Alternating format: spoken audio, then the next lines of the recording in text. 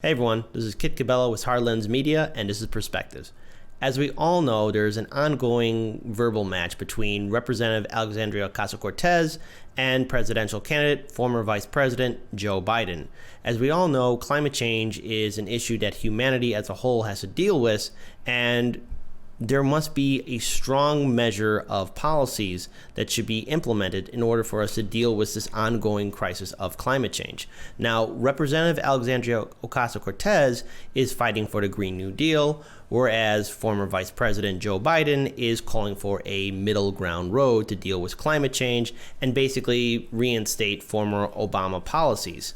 Now, that's not good for a lot of people, especially for progressives and grassroots organizers that are really calling out the dangers of climate change and why we need to have stronger progressive policies to really deal with this severe crisis that, again, will impact humanity as a whole. So here's a short clip of Representative Alexandria Ocasio-Cortez talking about why we need to have a new policy, stronger policies to really deal with climate change.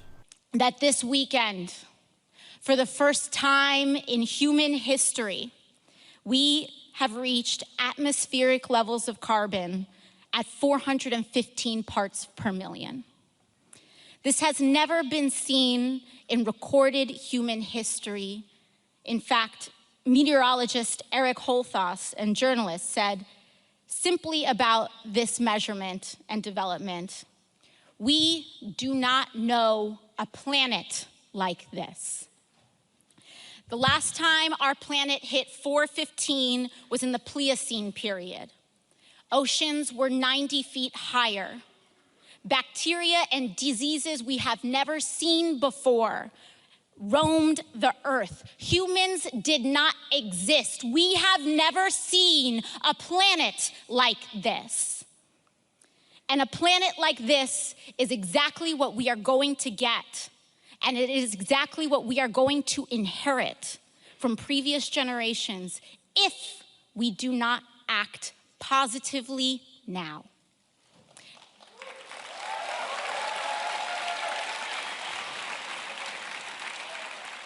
That is the simple truth. So often, when folks, particularly conservatives on both sides of the aisle, say,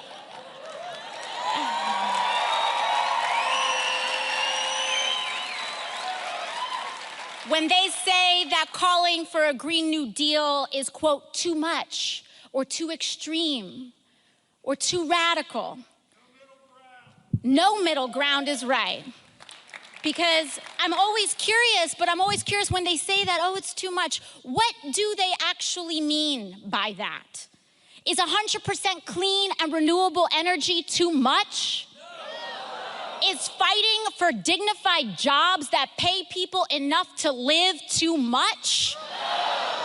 Is proposing a solution on the scale of the climate crisis to solve it too much? No. But let me tell you what's too much for me. Here's what's too much for me.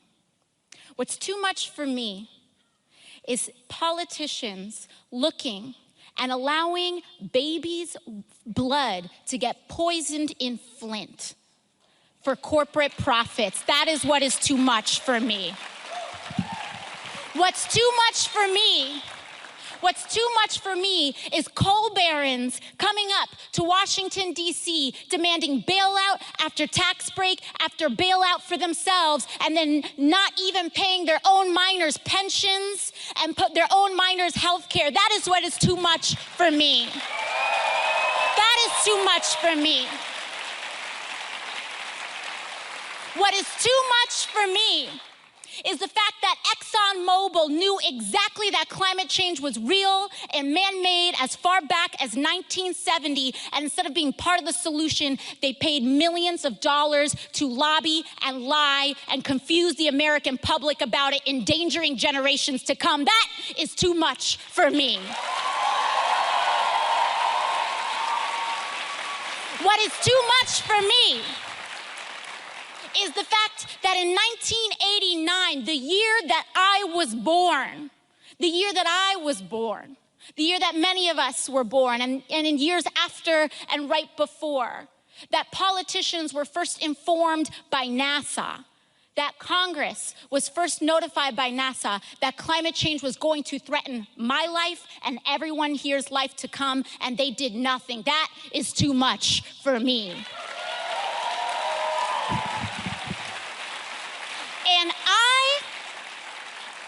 And I will be damned if the same politicians who refused to act then are going to try to come back today and say we need a middle of the road approach to save our lives. That is too much for me.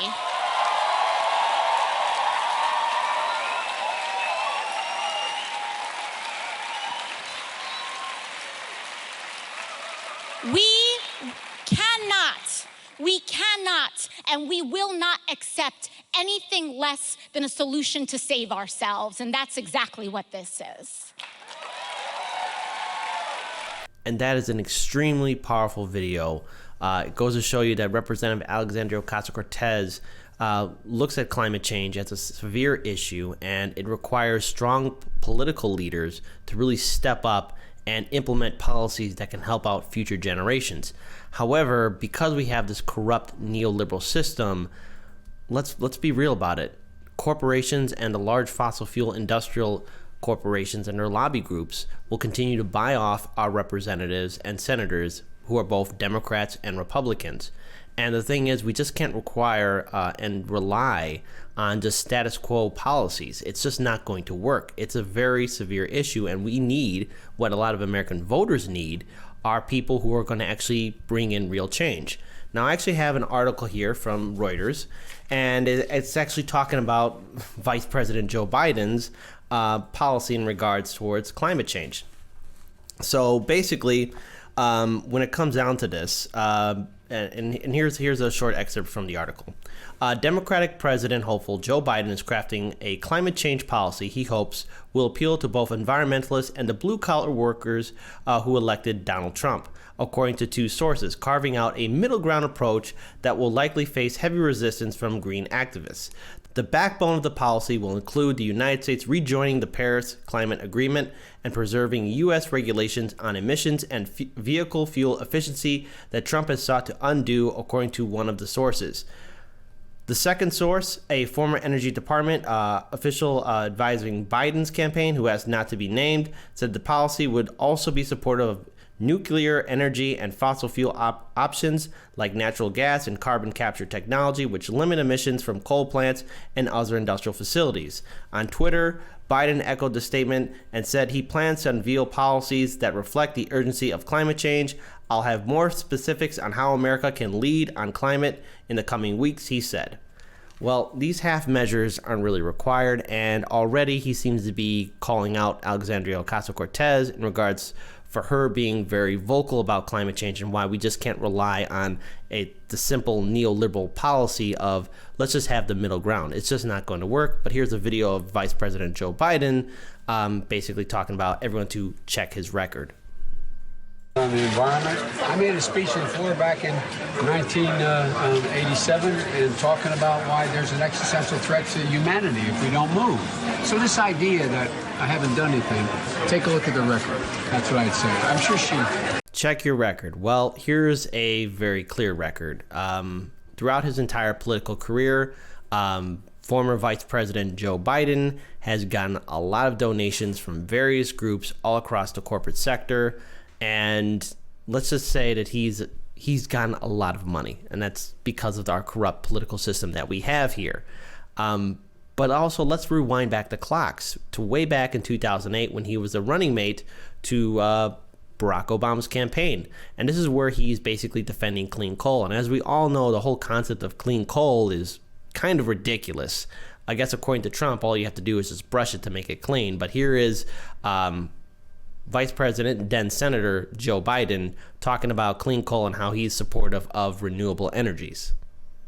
Are flourishing here in Ohio, so why are you supporting clean coal? I didn't hear what you said. Wind and solar are flourishing here in Ohio, so why are you supporting We're not supporting clean coal. Beautiful, clean coal. Guess what? China's building every week, two dirty coal plants, and it's polluting the United States. Clean coal.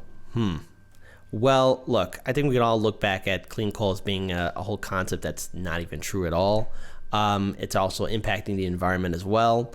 And just also real quick, why did he have to put his hands on that woman? I mean, again, there's a lot of things to be said about former Vice President Joe Biden. It's just he's really hands-on approach, and it's kind of invading somebody's personal space. But also, you know, when he was in the Obama administration, the fossil fuel industry was still able to do whatever it wanted. Granted, there was some regulations, but it wasn't enough. And it's still, and our planet is still dealing with the fact that our environment is changing, our weather patterns are changing, and there is a very severe threat to the human species. So here's a video from Sir David Attenborough, who's been a known advocate for protecting the environment, for calling out the real crisis that climate change will have on the human species. And here's him talking about really what we will face. And this is a video again from 2018. Please check it out. If we don't take action, the collapse of our civilizations and the extinction of much of the natural world is on the horizon. I asked him how urgent his mission was. It couldn't be more urgent because there is still the possibility to do something about it. You know, this isn't a tragedy which is already written in stone. Something can be done about it. That's why it's urgent. But since the last climate summit, President Trump was elected, who vowed to pull America out of the process. So David has a message for him. The whole of the rest of the world, they are out of step. And the mystery to me is that actually the American people are being more gravely damaged than anybody at the moment. This has been predicted by all the evidence about climate change. And there it is and happens. And you still say, I don't believe it. I mean, what is this? Do 2 and 2 not make 4 anymore? Recently, we actually did some coverage on the impact of climate change, especially from some articles from the BBC where they're quoting Sir David Attenborough about the impact of climate change. And you know, myself, my co-hosts, Paul DuPont and Daniel Lupker, we all agree that, you know, this is an issue that we're going to be dealing with for a very long time. And unless we have some strong policies to really reverse climate change, humanity will be severely impacted. In fact, we have a very shocking video that's basically showing the shrinkage of the northern ice caps from 1979 all the way up to 2018. It's disturbing to look at, but also it's something that we should all take into account, because if we don't step up right now, our planet will be changed, and who knows where humanity will be at during that time frame. Now, again, what you guys are seeing is just a simulation in regards to all the data that's been collected from the shrinkage of the northern ice caps. Now, this is why we need to get involved during this presidential election cycle. This includes Democratic voters, independent voters, Republican voters, because we all live on the same planet. And it's quite clear that the neoliberal system that we have is basically turning a blind eye to something that's going to impact the working class all across the United States. And we need to get involved. If we don't step up now, humanity will be severely impacted. So I want to end this on a final note. This is not going to be the end of the conflict between Representative Alexandria Ocasio-Cortez and former Vice President Joe Biden. It's, to me, the talk of climate change will have a very large role during this primary election cycle and even during the general election cycle. I understand that there's a lot of people that are skeptical about climate change and really want to just turn a blind eye to it, but the international community and other countries across the world are basically stepping up to it, and they're prepared to deal with climate change, or either that, creating policies to deal with climate change so that their people don't die out. The American people need to be involved in this as well, because if we're going to fight for a better future, we have to make sure that we have a planet to live on. We only have one planet. There's no other planet here, and we have to work together, because this is our home. And we owe it to the next generation to give them something to look forward to enjoy, and to cherish, and most importantly, to protect. This is Kit with Heartlands Media. Peace, everyone, and let's all do what we can to build a better future.